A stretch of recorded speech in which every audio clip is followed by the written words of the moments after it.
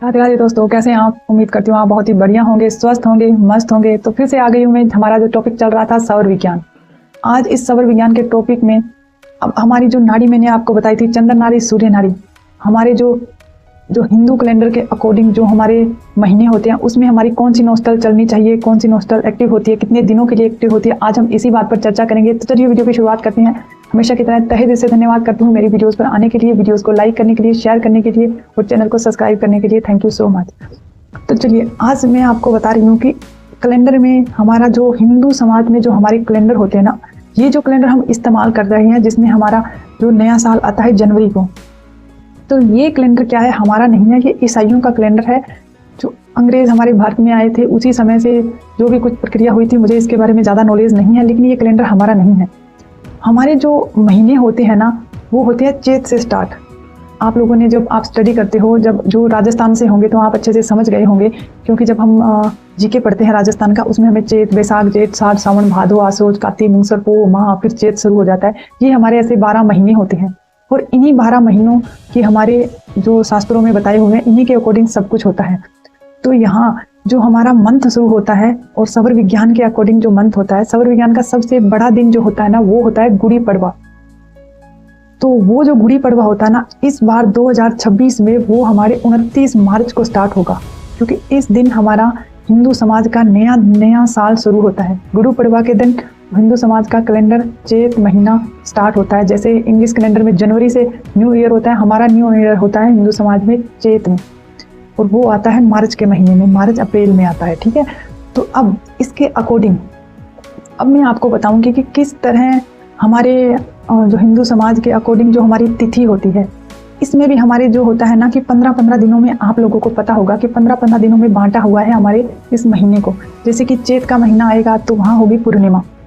पूर्णिमा को क्या बोला है, हमारे महीने में 15-15 दिन के 2 पखाड़ों में बांटा गया है। तो वहाँ होता क्या है कि एक होता है हमारा कृष्ण पक्ष, एक होता है हमारा शुक्ल पक्ष।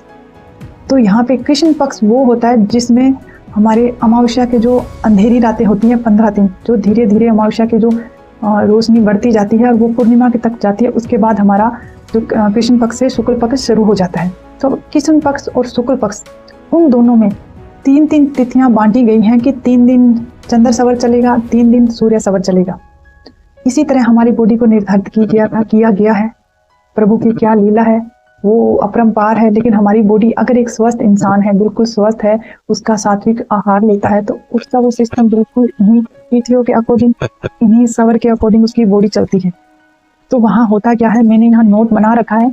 तो इसमें क्या है ना कि आपको मैं फोटो यहाँ लगा दूंगी स्क्रीन के ऊपर, जिससे आपको अच्छे से समझ आ जाएगा कि किस तरह कौन से तिथि को कौन सा सवर चलना चाहिए। तो यहाँ क्या होता है कि हमारी शुक्ल पक्ष और कृष्ण पक्ष, अब आप समझ गए होंगे कि कृष्ण पक्ष कौन सी होती है, जब वो अंधेरी रात, अमावस्या की रात, वो वाले दिन होते हैं, वो होते हैं 15 दिन कृष्ण पक्ष के। और शुक्ल पक्ष होता है हमारा, जो होता है हमारा पूर्णिमा के बाद जो पूरा चांद दिखता है हमें, वो जो पूरी चांदनी रात होती है 15 दिनों के लिए, वो होती है हमारी शुक्ल पक्ष। तो यहाँ पे इन्होंने बताया है कि शुक्ल पक्ष की जब प्रथमा आती है, प्रथमा तिथि को, तो वहाँ हमारा क्या होगा, चंद्र सवर। प्रथमा, द्वितीया और तृतीया, इन 3 दिन, पूर्णिमा को, प्रथमा, द्वितीया, तृतीया को, इन 3 दिनों में हमारा चलता है चंद्र सवर। बिल्कुल स्वस्थ इंसान होगा, आप चेक करके देखिएगा। जैसे ही आप सुबह, ये चीज़ें ना कई बार ऐसा होता है कि सुबह हम उठते हैं तो हमारा सही सवर नहीं होता है, क्योंकि ये चीज़ें कई बार ऐसी होती है कि कनेक्ट होती है सूर्य उदय के समय कौन सा चल रहा है। ठीक है, तो ये इस तरह काम करती है। जब सूर्य उदय होगा तब आप चेक करेंगे, बिल्कुल स्वस्थ इंसान होगा ना, तो आप जब शुक्ल पक्ष की प्रथमा, द्वितीया और तृतीया को जब आप देखेंगे ना, तो वहाँ पर होगा क्या, आपका चंद्र सवर चलेगा 3 दिन के लिए, सुबह सूर्य उदय होते वक्त, सुबह सुबह का टाइम। उसके बाद जो होगी चतुर्थी, पंचमी और षष्टम, वहाँ पे हमारा वो चेंज हो जाएगा 3 दिन के लिए सूर्य सवर। वो अब 3 दिन सुबह सुबह चलेगा सूर्य सवर। उसके बाद में जो होते हैं सप्तम और 8वीं जिसे बोलते हैं, और नवम, उस समय फिर से हमारा वो शिफ्ट हो जाता है, सुबह सुबह सूर्य उदय के समय चंद्र सवर चलना शुरू हो जाता है।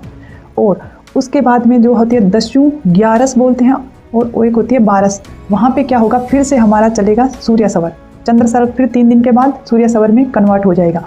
और उसके बाद में 12, 13 और 14 के बाद फिर अमावस्या आ जाती है 15 तारीख को, तो वहाँ यहाँ फिर वो शिफ्ट हो जाएगा चंद्र सवर की तरफ। अब हम ध्यान देने वाली बात ये है कि शुक्ल पक्ष में अगर आप ध्यान देंगे ना, तो चंद्र सवर चलेगा 3 बार। 3 बार मतलब चंद्र सवर होगा तो 3-3 दिन करके कितने हुए? 15 दिन। 15 दिन में हमारा जो सूर्य सवर चंद्र सवर ज़्यादा चलेगा शुक्ल पक्ष में, और सूर्य सवर 2 ही बार आएगा, 2 ही शिफ्ट में आएगा 3-3 दिन के लिए। और जैसे ही कृष्ण पक्ष शुरू होगा ना, तो कृष्ण पक्ष की जो प्रथमा होगी ना, उस समय हमारा सूर्य सवर एक्टिव हो जाएगा 3 दिन के लिए, प्रथमा, द्वितीय और तृतीय। उसके बाद होगा चतुर्थी, पंचम और षष्ठम को होगा चंद्र सवर। कृष्ण पक्ष में पहले सूर्य सवर आएगा 3 दिन के लिए, उसके बाद चौथा, पांचवा और छठा दिन वहाँ होगा चंद्र सवर। उसके बाद वो शिफ्ट होकर सप्तमी, आठवीं और नवमी को होगा सूर्य सवर। फिर वापिस से चेंज होगा चंद्र सवर, और फिर जो एंड की 3 होगी, 13, 14 और जो अमावस्या होगी, पूर्णिमा आएगी, तो वहाँ पर होगा हमारा सूर्य सवर। तो इसमें क्या है ना कि यहाँ देखिए कृष्ण पक्ष में होगा सूर्य सवर के दिन ज़्यादा होंगे, क्योंकि यहाँ जो सूर्य सवर जो शिफ्ट होके आएगा, यहाँ आएगा वो 3 बार, और चंद्र सवर आएगा 2 बार।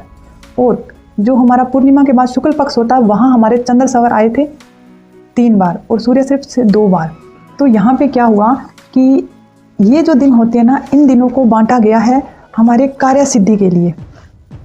अब इसमें क्या होता है कि हमें इन कैलेंडर को देखकर कोई भी इंसान अपने जो कार्य कर रहा है, इसमें बांटा गया है कि जैसे हम पूर्णिमा का दिन है और हमारा चंद्र सवर चल रहा है, तो अब इस चंद्र सवर में और सूर्य सवर के अलग अलग कामों को बांटा गया है। जैसे कि चंद्र सवर में हम शांति वाले, विवाह वाले, गृह निर्माण वाले, गृह प्रवेश वाले कार्य कर सकते हैं।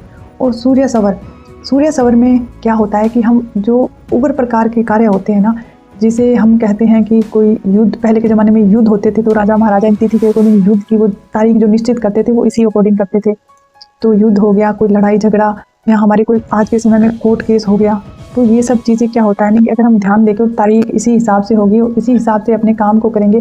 कोई हमारे ज़मीन का कोई केस है, या फिर कोई किसी चीज़ का कोई केस चल रहा हो, या फिर हम कोई ऐसा काम कर रहे हो जहाँ हमें अपनी पूरी शरीर की ताकत का इस्तेमाल करना हो, तो हमें सूर्य सवर में करना होगा। जहाँ बल का इस्तेमाल करना हो, घरों का निर्माण करने वाले होते हैं, तो वहाँ क्या होता है कि वहाँ हमें सूर्य सवर की ज़रूरत होती है एक्टिव होने के लिए। ये जो कौन से चंद्र सवर में कौन से कार्य करने हैं और सूर्य सवर में कौन से कार्य करने हैं, वो आगे मैं एक वीडियो में आपको डिटेल में समझाऊंगी कि बहुत सारे कार्य हैं जो चंद्र सवर में हम कर सकते हैं, और सूर्य सवर में बहुत सारे कार्य हैं जो हम कर सकते हैं, और उन्हें करने की क्या प्रक्रिया है वो भी आपको मैं आगे समझाऊंगी। यहाँ मैंने आपको कैलेंडर बताया है कि हमारे शुक्ल पक्ष और कृष्ण पक्ष। शुक्ल पक्ष में जो चंद्र सवर होता है वो वहाँ 3 बार आता है,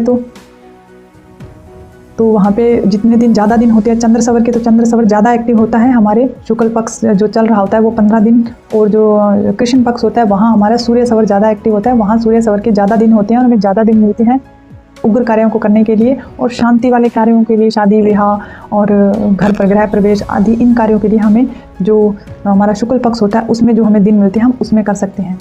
तो ये थी एक छोटी सी जानकारी। तो इसमें मैंने आपको पूरे कैलेंडर के अकॉर्डिंग बताया है कि कौन से हमारे जो हिंदू कैलेंडर के अकॉर्डिंग शुक्ल पक्ष और कृष्ण पक्ष में कौन से हमारे सवर चलते हैं और कौन से कितने दिन के लिए चलते हैं। तो इसकी मैं नोट्स की जो फोटो है मैं यहाँ लगा दूंगी। और यहाँ पे ये भी होता है कि कई बार ऐसे इंसान कंफ्यूज हो जाता है कि सुबह मैं उठ रहा हूँ, आज ये तिथि है और मेरा सवर सही नहीं चल रहा है, तो वहाँ घबराने की कोई ज़रूरत नहीं है। अगर आपका वो सही सवर चल रहा है तो आप धरती पर वही पैर रखिएगा जो आपका सवर चल रहा है, और कोई दिक्कत नहीं। अगर तिथि के अनुसार नहीं भी आ रहा है तो मैंने आपको पहले भी वीडियो में बताया था कि आज के टाइम के अकॉर्डिंग हमारा खाना पीना, व्यवहार, हमारी सोच विचार, ये सब चीज़ें भी हमारे जो सवर चलने की है उस तालमेल को बिगाड़ देते हैं। तो इसमें कोई टेंशन की बात नहीं है, धीरे धीरे आप प्रैक्टिस करेंगे तो आपका वो सही हो जाएगा सब, उसमें कोई दिक्कत नहीं है। बस आप इतना ध्यान रखिए कि जो सवर आपका एक्टिव है सुबह उठते वक्त आप वही अपना पैर ज़मीन पे रखिएगा, और घर से निकलते वक्त आप वही पैर अपना आगे बढ़ाइएगा, वही पैर आप बाहर रखिएगा। कहीं भी जाएं, कहीं शॉप पे जाएं, कहीं भी घर से बाहर जा रहे हैं तो घर से बाहर, कहीं किसी से मिलने जा रहे हैं तो आप उनके घर में एंट्री कर रहे हैं तो आप अपना वही पैर आगे रखें, उस घर में पहले वही रखें जो सवर आपका एक्टिव है। और आगे आपको वीडियो में मैं आपको और अधिक जानकारी दूंगी। यहाँ पर उन्होंने मतलब चंद्र सवर सूर्य सवर के बारे में ये आपको बताया कि आपको कौन सा पैर रखना है, किस समय आपको वही पैर रखना है। आपको ध्यान बस इतना रखता है, आप कहीं भी एंट्री कर रहे हैं ना किसी के घर में, कहीं जा रहे हैं ऑफिस में इंटरव्यू के लिए, तो आपको थोड़ा ध्यान यही रखना है कि आपको जो सवर चल रहा है ना, कोशिश मत कीजिएगा, आप कंफ्यूज हो जाएंगे और ज़्यादा करेंगे तो टेंशन की वजह से कई बार सवर नहीं चलता है। हम कोशिश करते हैं वो नहीं, जिद्दी हो जाता है। तो आप ऐसे जिद मत करिए, धीरे धीरे जैसे आप प्रैक्टिस शुरू करेंगे खुद ब खुद वो सही सवर चलने लग जाएगा आपका। और बस आपको यही ध्यान रखना है कि अपने घर से बाहर निकलते वक्त वही पैर बाहर रखेंगे जो आपका सवर चल रहा है। और यहाँ पर ये भी है कि दिन में क्या होता है कि दिन में हमारा चंद्र सवर ज़्यादा चलता है, क्योंकि दिन में होता है सूरज, तो सूरज होता है तो हमें हीट देने के लिए सूरज होता है, और हमारी बॉडी को ठंडक देने के लिए दिन में हमारा ज़्यादा चंद्र सवर चलता है। तो ये चीज़ के लिए भी आप कहीं आप बार बार चेक करेंगे और आप कहेंगे कि मेरा तो चंद्र सवर चल रहा है, कहीं कोई गड़बड़ नहीं हो गई है, मेरी बॉडी बैलेंस में नहीं है, तो टेंशन मत लीजिएगा। दिन में ज़्यादातर हमारा चंद्र सवर चलता है क्योंकि हमारी बॉडी को ठंडक की ज़्यादा ज़रूरत होती है। सूर्य हमारी बॉडी को गर्मी देने के लिए होता है दिन में, और रात को चलना चाहिए हमारा सूर्य सवर चलेगा तो हमारी बॉडी में जो हम खाना खाते हैं तो उसे पचाने के लिए सूर्य सवर का चलना ज़्यादा ज़रूरी है। इसीलिए आप लोगों ने सुना भी होगा, जो हमारे बड़े बुजुर्ग हैं घर में वो हमें हमेशा कहते हैं कि बेटा जब सो रहे होते हो तो अपना जो लेफ्ट हैंड है, जो दाहिना हाथ है, बायां हाथ है, आप उसे दबा कर सोइए।